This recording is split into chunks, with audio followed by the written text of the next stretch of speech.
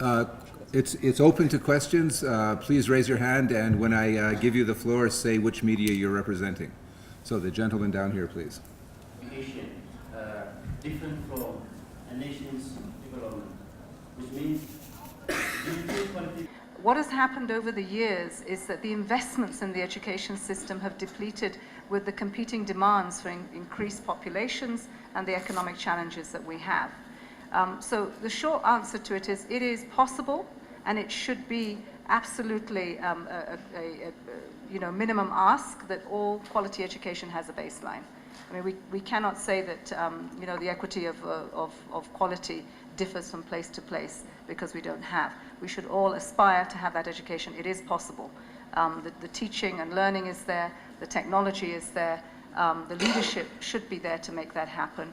And I think that that's what we're trying to aim for in the post-2015 development agenda. If you don't have it, then you're not going to be able to respond to your economic transformations. The skill set of your young people will not be able to help your country grow where it needs to grow. And I think that this is absolutely essential. It's possible, and it needs to happen, and it needs to be a target that we set. I fully agree with Amina that there is a fundamental that all countries, regardless of their level of development, need to strive towards, that all children should have the fundamentals of being able to read and write with understanding and to do basic mathematics. You might be surprised to learn that there are about 160 million adults in rich countries who can't do this. So it is actually a global problem. There are things that need to be tackled both in rich countries as well as poorer countries. But of course there are different starting points, and we need to recognise that. But ultimately, if we have many examples in the report that show if we are going to achieve the sustainable development, the transformative development that we've been hearing is part of, hopefully, the post-2015 priorities, that we need to make sure all children have a basic education, regardless of where they live, that they all have at least a lower secondary education, and that is equal for boys and girls, for rich and poor, and wherever you live, whether it's in a rural or urban area. Getachew. Thank you, Neil. I really haven't got much to add. I agree with both speakers on the importance of some basic standards about quality of education. Mathematics is mathematics, whether it is in Ethiopia or New York or London. Similarly, other subjects. But having said this, it's also important to understand the context under which education is delivered to our children. We need to take the cultural context into account, the level of development into account. And education is not simply academic skills. There are some basic values which humanity shares, and that sharing could actually be delivered in different ways because of cultural context, so the cultural context needs to be taken into account. Thank you. You select Ethiopia as one of the champions to the UN program, this program. What are those achievements to be told for the rest of the world? Ethiopia is part of this, I guess, sort of champion country family, both because it's standing up for recognising that, and also because others recognise Ethiopia as a country that has made such significant progress. That's not to deny there aren't a lot of challenges still, as the Deputy Prime Minister noted, but that there has been a lot that's been done. It's one of the countries that's spending the most on education of any country in the world. It's also aiming to reach out to some of the most difficult areas to make sure children in those areas are learning. So there's a lot of initiatives that are going on in this country that other countries can also learn from, and that's part of the reason behind the Global Education First Initiative's Champion Country initiative. I come from this beloved country. When I was taking my high school examination some 37 years ago, I believe, there were 45,000 students taking for school examination. And there were only, at that time, 2,000 spaces available at the university, a single university we had. Today, the statistics are completely different. There are thousands and thousands and thousands of students who take those kind of exams. Access is tremendously wide. There are lots of things to be done. And the international community does recognize that, and Ethiopia has got challenges on the quality front, and you've seen the kind of discussions we had the Prime Minister yesterday with the other partners on initiative of the Quality Improvement Program Stage 2.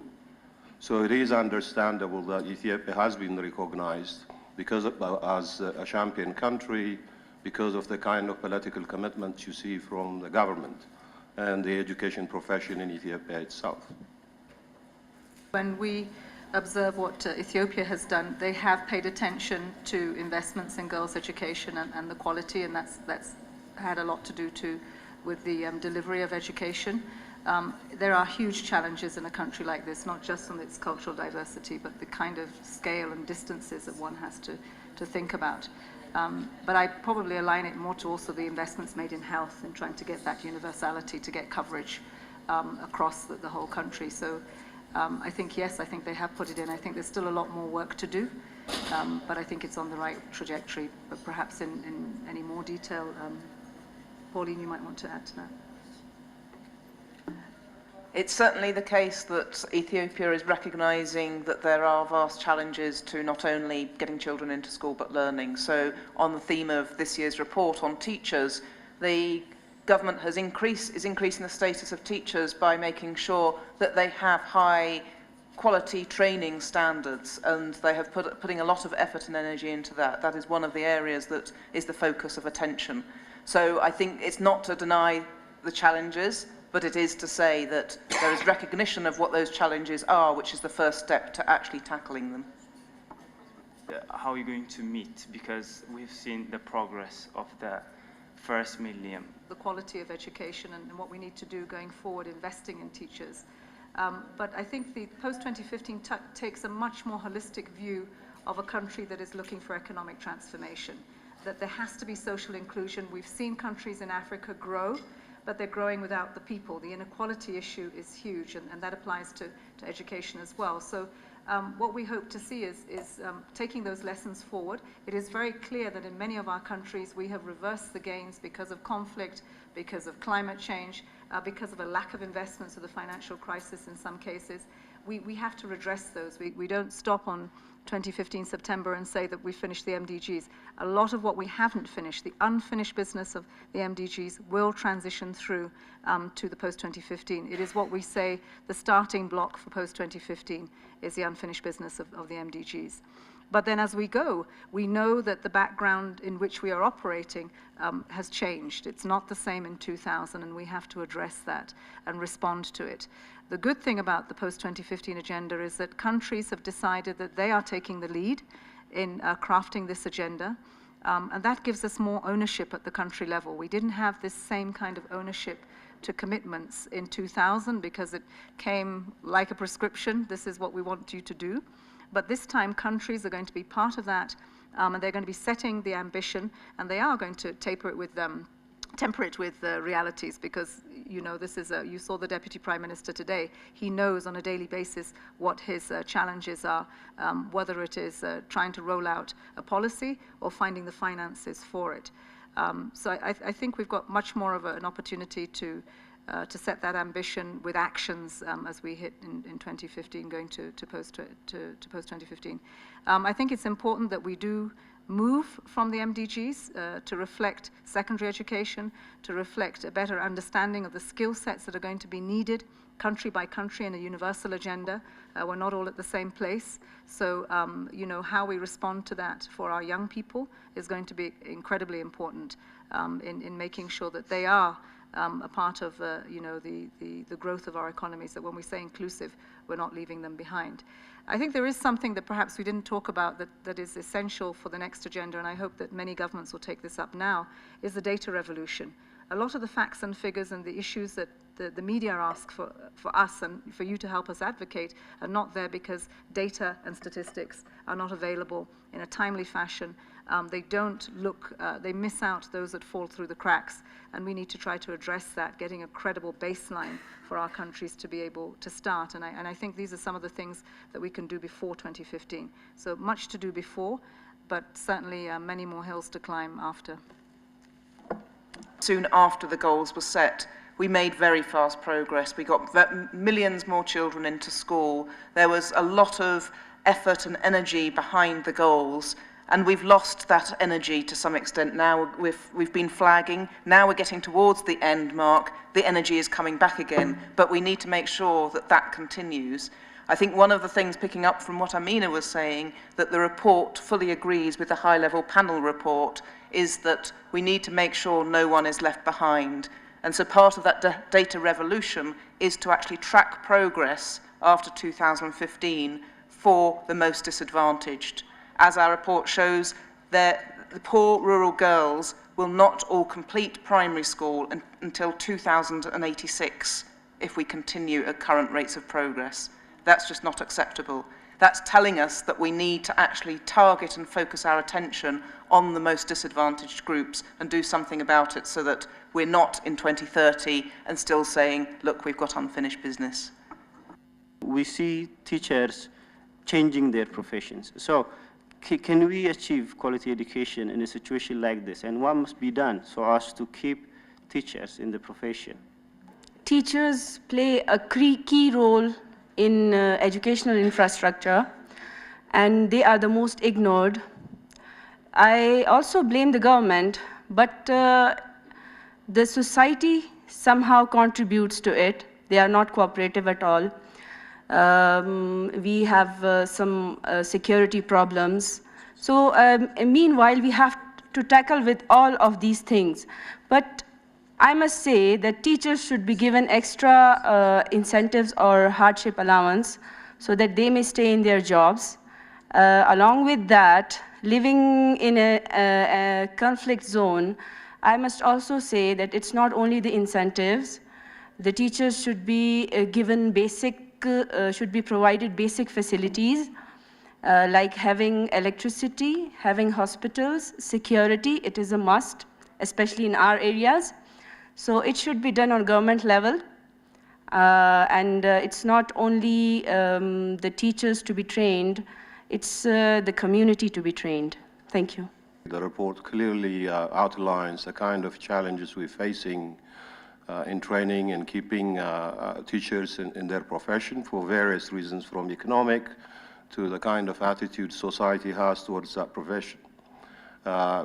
It is not uncommon, unfortunately, that teaching is a profession you go and engage when you can't find a job somewhere else.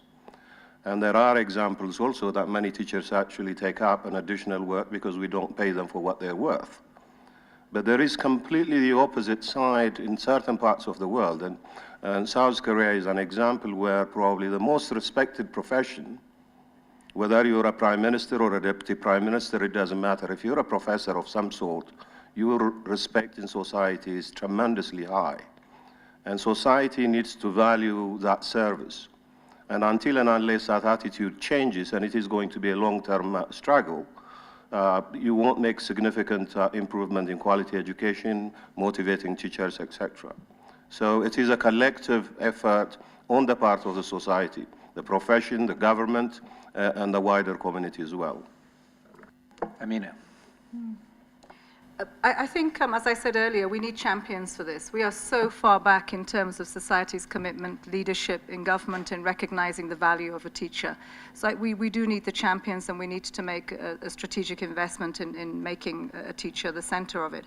But I think a role that one body could play is the teachers' unions. Teachers' unions have a huge capacity to mobilize, and they need to mobilize beyond just the wherewithal of teachers and taking care of their rights.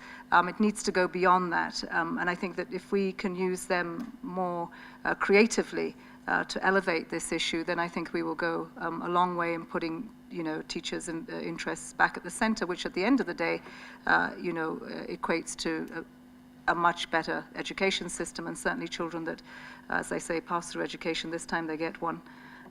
It's really important. My question focuses on the challenge. As you have slightly touched, there are challenges. But what do you think Ethiopia should do, to overcome the challenge of the education, so as to improve quality education in the country? what is that? Can you make some recommendations? Thank you. We have rich experience from countries around the world, poor countries, rich countries, of what they are doing to improve the quality of education. One of the examples that I'm struck by in our report that teacher Esnat, who was speaking earlier, was also mentioning, was in a country like Malawi, where there are huge problems. There's class size 150 children or more, children sitting under a tree with sunlight and heat or rain, that really difficult circumstances. But these teachers need to actually be trained to teach under these conditions. I mean, we don't want to have these conditions forever, but for now they're a reality. So there are examples in Malawi of having teacher training institutes which are making sure that teachers are prepared for this reality. They're not in a nice urban setting being trained and then being sent out to this difficult environment without knowing what to expect or what to be prepared for. So this type of program actually has been shown to make a difference, that teachers who have gone through this program have stayed in the school, have continued with the teaching, have been motivated to do their job, and have also made sure that children in the classroom are learning. There are many more examples like this from around the world, and I think we need to learn from these positive examples and to do more with them. Two specific things I think that Ethiopia can do now. You've become one of the GEFI countries, so the Global Education Initiative has an enormous amount of momentum building up behind it to look at the gaps before 2015. So I think that how that strategy is adopted by Ethiopia and the rest of the partnership for the Global Education First initiative will be important. The second is, as we are crafting this post-2015 agenda, the Prime Minister, the Minister of Education, your representative in New York, civil society, all those need to make sure that the ambition for education in the new agenda stays just that it's responsive to the kind of environments that we're looking at now, that we don't just have the lowest common denominator because it's too difficult to achieve. We have to maintain a high ambition to get targets and a goal set on education that is going to be responsive to the challenges that you have, not just today, but going forward in the next 15 years. Get it, you. Just additional comments. For those of you who have actually joined the Prime Minister and other partners of Ethiopia yesterday when they launched the Quality Improvement Program Phase 2, if Ethiopia can actually commit to that program from the top leadership all the way down, as Amina was saying, leadership at different levels of society, and faithfully implement that program, which has actually incorporated some of the best practices the education profession has learned from outside, Ethiopia's quality education would be significantly improved. So certainly the advice from institutions like UNESCO is faithfully implement the program you've committed to, and you will see qualitative changes in quality education. All right. I would like to thank all of our speakers for staying for the press conference, thank the journalists for attending and asking the questions, and declare the press conference over.